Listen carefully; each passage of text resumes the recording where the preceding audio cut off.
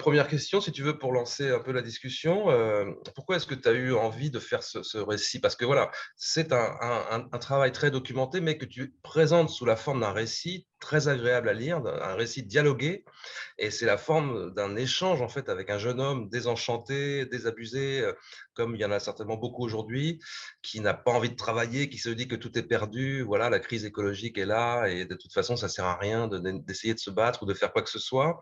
Et finalement, donc, tu essayes de le remotiver un peu et c'est ça qui t'amène à lui présenter ce concept de noosphère. Donc, j'imagine que c'est une vraie rencontre, hein, c'est pas fictionné ça, hein?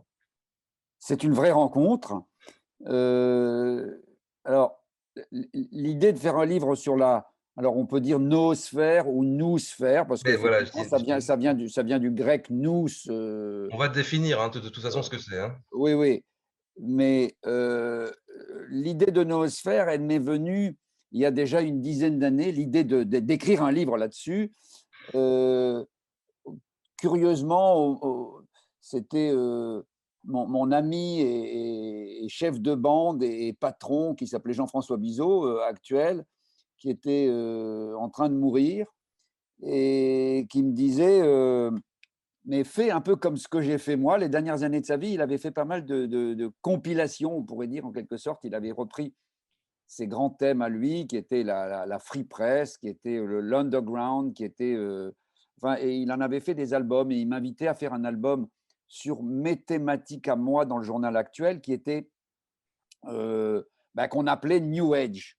Mmh. Alors depuis, New Age, ça a eu tendance à devenir une insulte, mais New Age, c'était une belle idée, c'était une idée d'un nouvel âge, d'une mutation, d'une renaissance. Et Heu et donc j'ai réfléchi à sa proposition, j'ai repris, des articles que j'avais faits, pendant une bonne vingtaine d'années, dans Actuel. Et finalement, alors ça n'a pas pris la forme d'un album comme lui, avait fait, mais je me disais: «En fin de compte, moi, sur mon parcours, mais qui est celui d'un tas de gens, heu, la la bascule, le moment où tout d'un coup les choses changent, elles deviennent tout d'un coup passionnantes et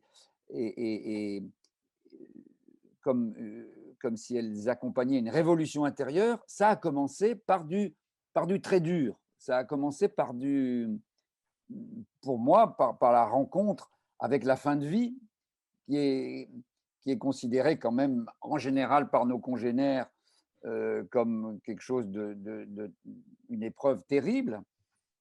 Et pour moi, ça avait été paradoxalement très lumineux puisque en rencontrant, surtout aux États-Unis et ensuite aussi en Europe, mais c'est vrai que c'est aux États-Unis que ça avait commencé, des gens comme Kubler-Ross, eh bien, une métamorphose s'était produite en moi dans la mesure où, heu, je n'ai je n'ai jamais vu autant de lumière Mmh.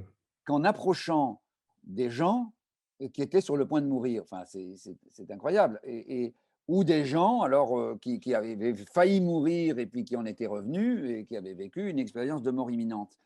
Heu, ce paradoxe-là, tout d'un coup, il s'est télescopé, dans l'histoire Mmh. parce que je me suis tout d'un coup rappelé, je ne savais pas grand-chose de Teilhard de Chardin et je ne savais absolument rien de Vladimir Vernadsky. Mais tout d'un coup, je me suis rendu compte que ce qui me frappait dans l'histoire de Teilhard, le peu que j'en savais, c'était que ses visions les plus fortes, il les avait eues dans les tranchées de 14-18. Dans les tranchées où il avait refusé d'être officier, puisque ses diplômes et son rang social d'aristocrate auraient pu lui permettre. Non, il voulait être simple brancardier. Et Il était prêtre et déjà à l'époque, il était prêtre, jésuite, hein. il était jésuite.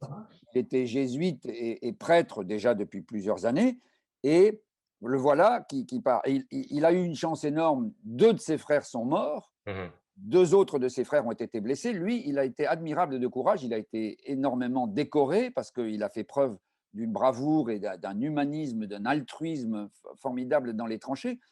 Mais en plus, pendant que se passait cette ignoble boucherie, il écrivait, il écrivait, il écrivait dès qu'il avait 30 secondes. Et il écrivait quoi? Il écrivait des visions, il décrivait les visions qu'il avait eues à maintes reprises sous cette pression de fer et de feu et de gaz mortel.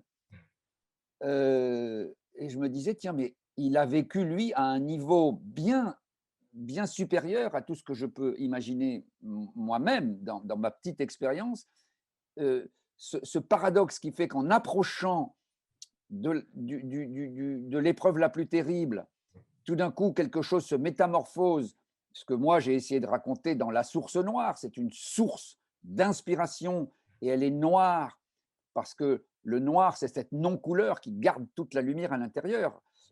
Si le blanc, c'est au contraire, le blanc, ce serait ce qui te rend toute la lumière. Le noir, c'est ce qui. Il faut aller à l'intérieur pour voir la lumière. Il faut aller à.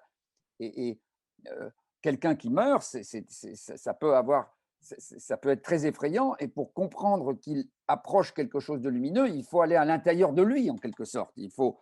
Bref. Alors. Alors, Je n'ai pas suivi le conseil, le conseil de ouais. Jean-François Bizot de faire une Mhm, compilation de tous les articles que j'avais pu écrire sur les dauphins, sur les cosmonautes, sur la mhm. musique africaine, etc., qui était son idée à lui. Mais j'ai suivi tout de même cette idée en disant, mais finalement, ce que je peux raconter, c'est, alors comme tu dis dans ce livre qui est présenté de façon un peu romanesque, comme un récit, j'ai mis beaucoup d'infos. Alors heureusement, mon éditeur, mon éditrice m'a coupé parce que c'était trop, ça partait dans tous les sens. Elle disait, attends, tu ne peux pas raconter l'histoire du monde, tu ne peux pas raconter la révolution russe et la guerre de 14-18 et les changements de conscience et tout. Donc je peux te dire qu'il y a eu une version qui était beaucoup trop lourde. J'imagine. Et voilà. Et donc, qu'est-ce que Teilhard de Chardin voit? Et très extraordinairement, il y a un homme qu'il ne connaît pas et qui est à des milliers de kilomètres, puisque lui, il est à ce moment-là à Saint-Pétersbourg et il est en train de vivre la révolution russe, Ouais. Vladimir Vernadsky, a à peu près la même vision.